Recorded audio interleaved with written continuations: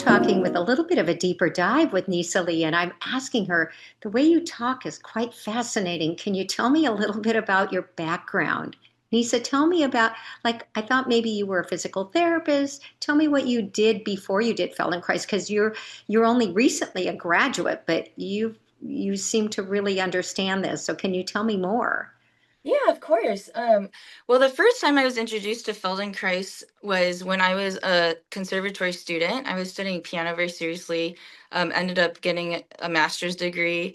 But at the time, this was over 20 years ago, I was visiting a friend at New England Conservatory. And at that time, I was a student at Oberlin Conservatory. And this Feldenkrais practitioner was doing a workshop, and I said, "Hey, that sounds pretty cool."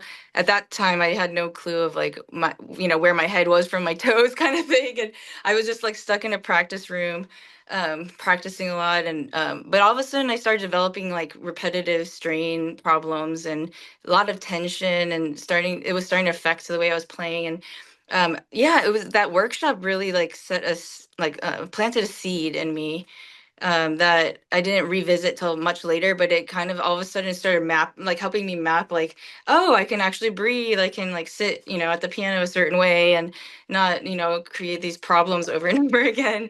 But between Yeah. that workshop and your hmm training, you studied something else. Can you Yes, tell and me so I about that? studied, I have over 20 years of experience as a body worker. I did also study in Chicago with my sister, and I have a lot of myofascial release types of training, including active release technique.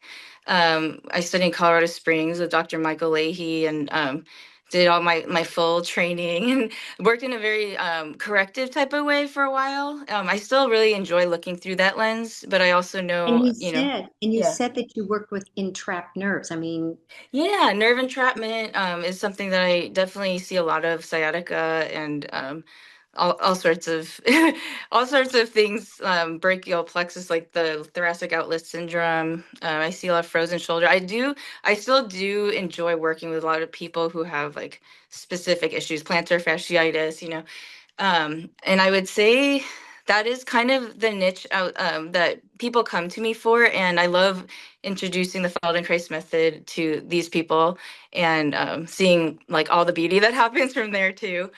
So yeah. I was thinking when you after we did your first interview, the short piece that's for Yeah. marketing, and then you talked about nerve entrapment, and I'm thinking, well, of course you're doing rolling the fist, right? And I'm thinking Yes. women of a certain age, I may hmm say, um, hmm end up with a lot of nerve entrapment in the shoulders hmm and shoulder injuries and shoulder problems because of Frozen collagen shoulder. fibers.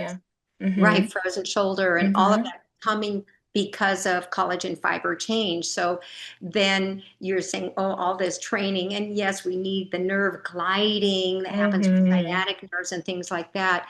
But then, hmm of course, that took me to, oh, I get the lesson that you're doing. This is your expertise.